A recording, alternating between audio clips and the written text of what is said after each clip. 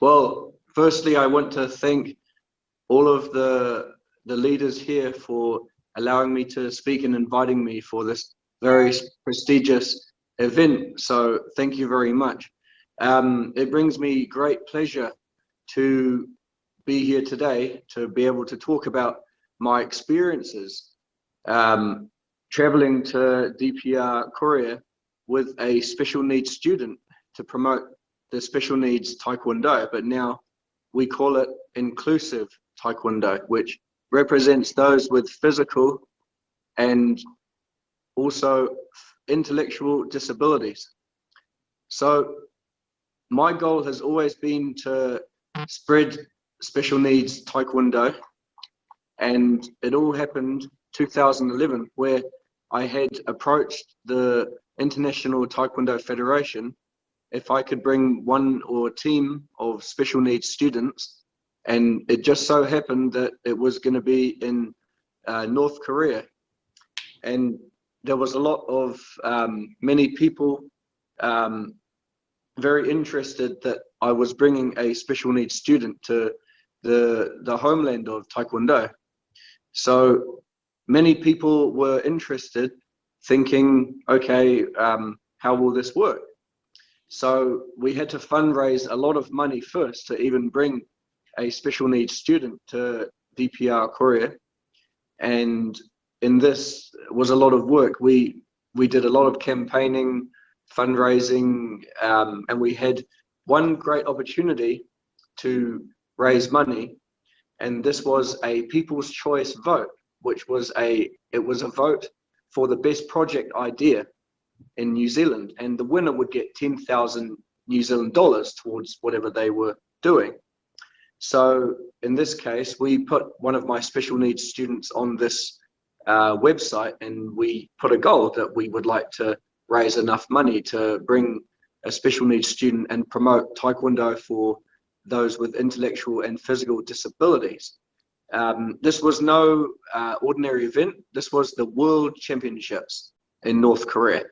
So we had a great opportunity to present in front of 5,000 people in many countries as well.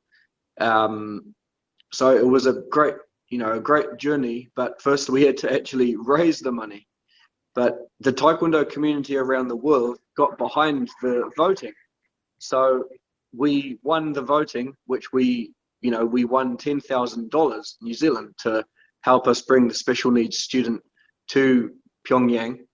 And from there, it was a great experience. So one of the things that we weren't sure of course, was, like just how would DPR Korea receive special needs students? Because many of us had never seen anything about special needs students in DPRK. So we were very, we were being well supported by International Taekwondo Federation to bring a special needs student to North Korea to do a demonstration. And, I can remember my journey. So, we raised the money, and, it was great. And then obviously that was the day we were traveling. So we prepared for the demonstration, and it was very, kind of scary actually, like traveling from China, from New Zealand to China for myself. I was traveling alone. And I always remembered that when I spent time in China on my own before I went to like North Korea, I saw some North Koreans actually in the airport who were Taekwondo people. And it was quite amazing actually to have, the great support with the North Koreans at the airport who saw that, New Zealand was there, myself, and they helped me. I was quite worried about being in China on my own. It's quite a big country, as we all would know. I've never been to China before, so it was quite a scary experience. But the North Koreans actually helped me and took me to the embassy to arrange my visa, just to complete my visa. And they also helped me with a hotel, which was very close by. I remember one of my experiences when I was with the North Koreans. and there was this Chinese beggar person that came up to us, and just I was a bit worried anyway because I didn't know the country, and the North Koreans told him to go away. They just sent him away, and for me, that was quite an experience just to kind of see um, the population of, I guess, China, and then to have some kind of bigger person, maybe trouble person, come up to us, and with the North Korean who obviously was well aware of China and the situations there, and he told him to go away, and I never forget that. And I felt really safe when I was with the North Koreans. Like, I felt, okay, they're going to look after me. I'm in good hands. And they did. They helped me, and they said to me, tomorrow you must go to the embassy at certain time. Do not be late, or you will not get visa. So I was quite worried then. After I didn't sleep properly, and it was quite a moment for me. So eventually I woke up, got to that place, and I got my visa, which was very, very exciting. Knowing, so then obviously I had to go on my flight to Pyongyang, which I went with Air China, and from there I was very happy that I was in that plane and on my way to North Korea. And when I touched down in North Korea, I was really relieved, because I didn't really trust being in China alone. But I really was quite relieved when I actually touched down in Pyongyang. I was like, right, I'm safe. Everything will be fine. And it was.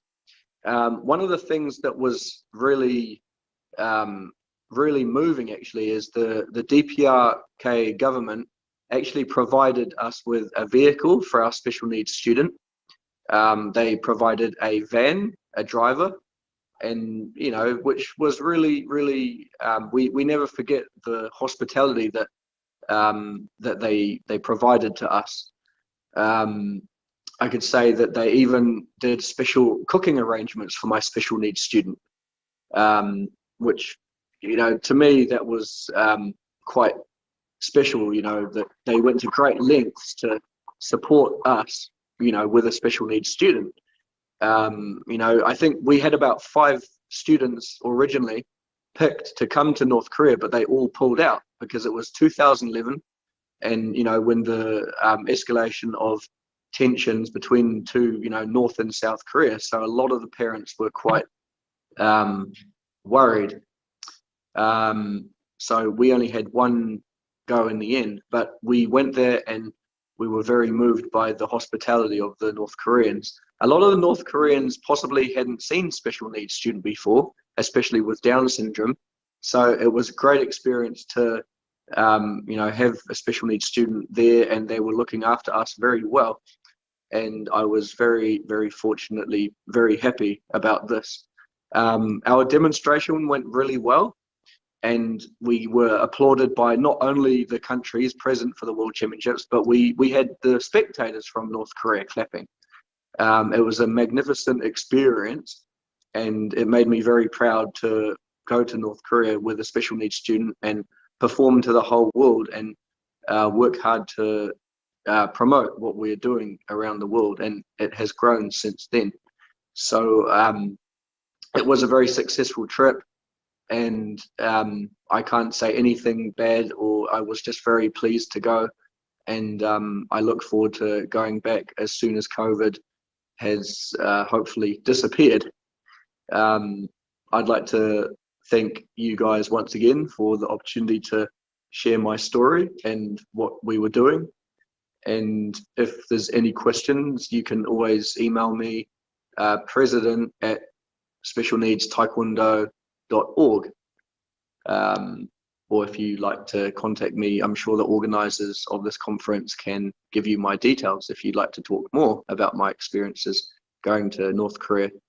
I saw the army of, I think, 100 women, which was spectacular. They were practicing their marching.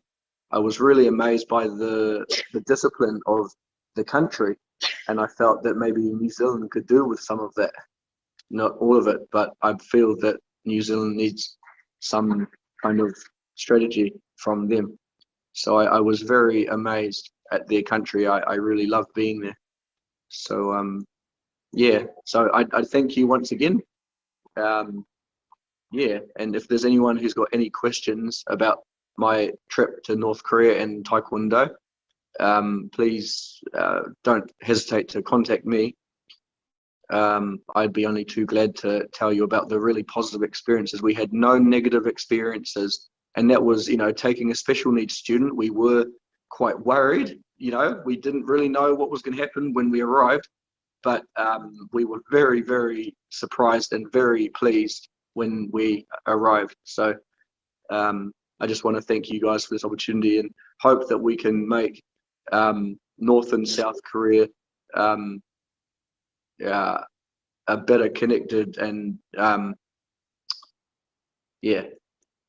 more unified, possibly in the near future. Who knows? But we have to start from here, I guess.